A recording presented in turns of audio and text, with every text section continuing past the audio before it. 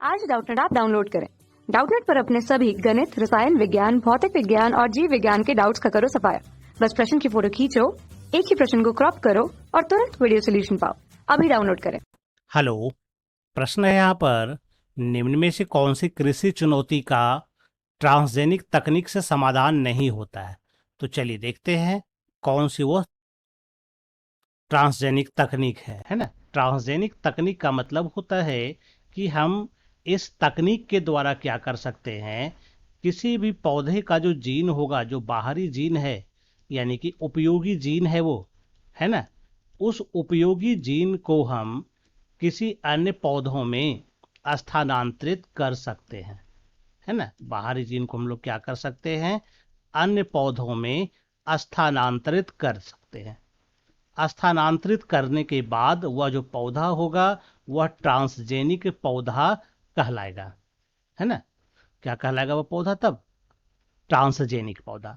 ऐसे पौधों में इसका मतलब इसका जीन क्या होता है, परिवर्तित रहता है। इसमें जो हम जीन डालते हैं, बाहरी जीन, यह जीन मुख्य रूप से जो होता है, जो बाहरी जीन मुख्य रूप से संबंधित होता है, वह होता है कीटनाशी से संबंधित।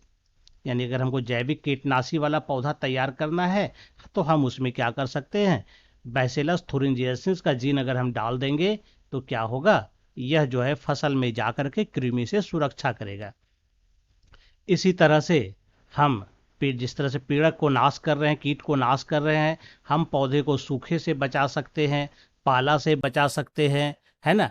उसका उत्पादन बढ़ा सकते हैं। यह सारा काम हम लोग कर सकते हैं किसके द्वारा? तो ट्रांसजेनिक तकनीक के द्वारा। आज यह तकनीक बहुत हद तक संभव है कि हम फसलों को इस तरह से तैयार करते हैं कि उस पर क्या होता है, हमें बिल्कुल सुरक्षित भोजन मिलता है। तो चलिए देखते हैं क्या क्या कहता है। पहला विकल्प कहता है सूखे और पाले से फसलें नष्ट हो जाती है।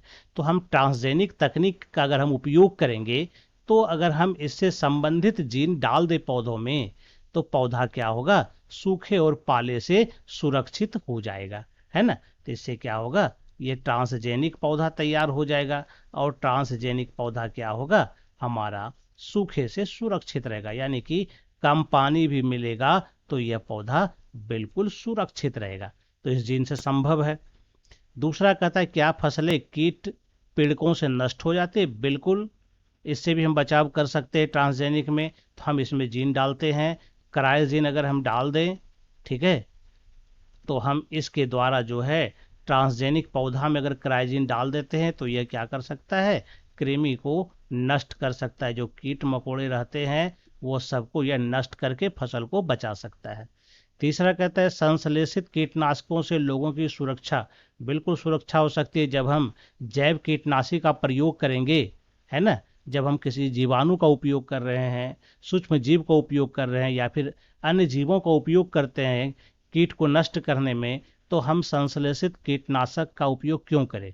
यह वायुमंडल को भी प्रदूषित करता है, जीवों को भी प्रदूषित करता है, तरह तरह के रोग को उत्पन्न करता है। तो हम इससे अपना बचाव कर सकते हैं। तो इसका मतलब यह भी संभव है ट्रांसजेनिक तकनीक के द्वारा। फिर कहता है लोगों द्वारा कार्बनिक सब्जियों को प्राथमिकता। चूंकि ट्रांसजेनिक तकनीक से क्या होता है, कार्बनिक भोजन को हम नहीं उत्पादित कर सकते हैं। यानी कि इसमें क्या होता है कि जो हम ट्रांसजेनिक तकनीक